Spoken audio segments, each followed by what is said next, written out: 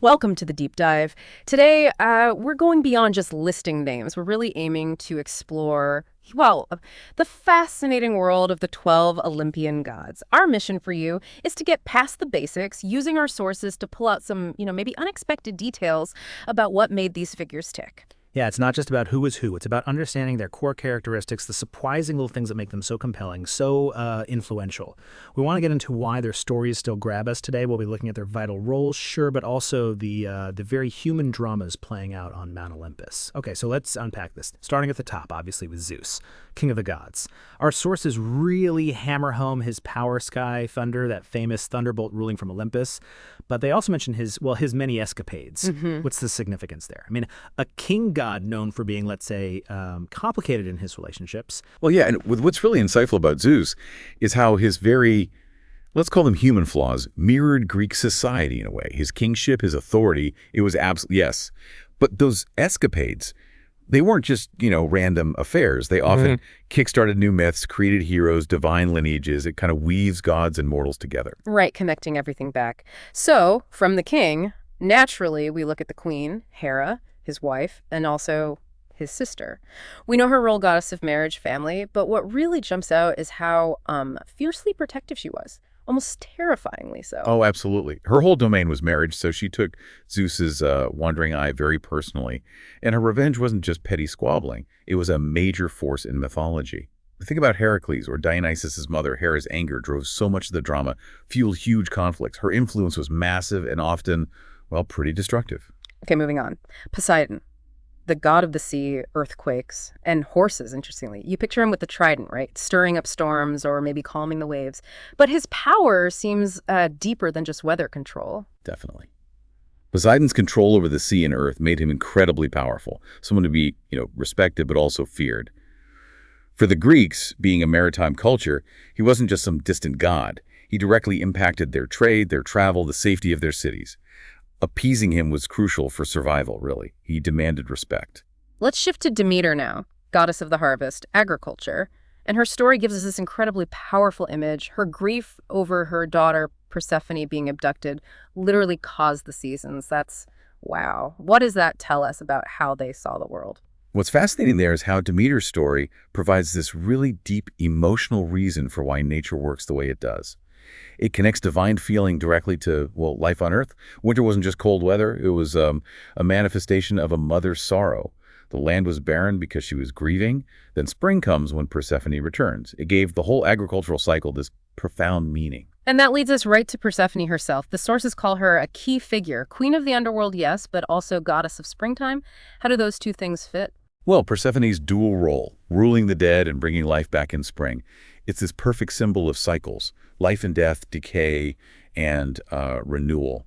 Her story isn't just about being kidnapped. It's really a metaphor for how nature works, that constant back and forth between what's hidden underground and what bursts forth into life. Okay, switching gears a bit. Athena, goddess of wisdom and warfare. And that origin story, springing fully grown from Zeus's head. That's quite an entrance. Beyond that, she's known for strategy, protecting cities, especially Athens. How did her approach to war differ from, say, Ares? Yeah, that's a really crucial difference. Athena represents the strategic, the calculated side of conflict, wisdom applied to battle. Ares, on the other hand, he embodies the chaos, the brutality, the bloodlust of war. Athena's about intelligent force, protecting civilization, while Ares is more about the uncontrolled savagery. It's a stark contrast. Then we've got the twins. First, Apollo, god of the sun, music, prophecy, known for his oracles, his artistic side. And his twin sister, Artemis, goddess of the hunt, the wilderness. You always see her with a bow and arrow. There's a kind of balance between them, actually. Apollo brings light, order, art, like you said, prophecy. His oracle at Delphi was hugely influential. Artemis represents the wilder side of nature, untamed places, independence, the hunt. One's about civilization, the other more primal. Both vital. Let's talk about Hephaestus, god of fire, craftsmanship. The sources mention his incredible skill making weapons and armor for the other gods.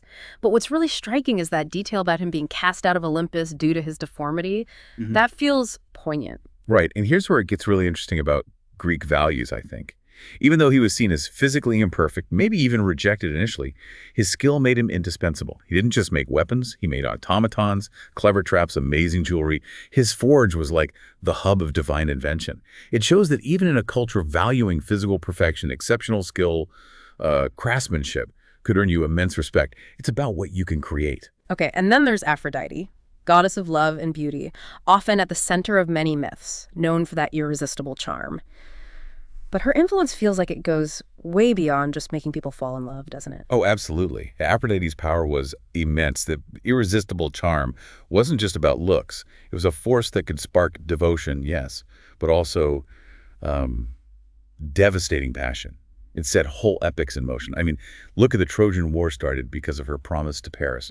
She was constantly driving the plot, embodying the overwhelming, sometimes chaotic, power of love and desire, a real pivotal figure. And finally, we land on Hermes, the messenger god.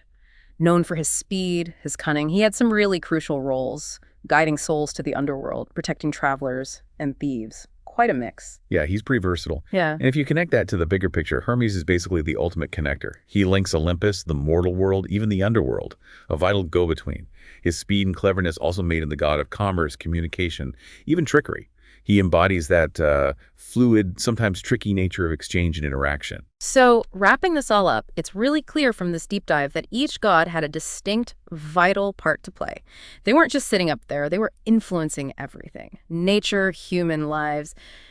And they were so interconnected, one god's actions could send ripples everywhere, couldn't they? Exactly. And understanding their individual personalities and domains helps you see the bigger picture, that complex web of Greek mythology and why it still has such a cultural impact. These aren't just dusty old stories. They're about power, love, revenge, fate, themes that, well, they still resonate deeply today. They feel very human in a way.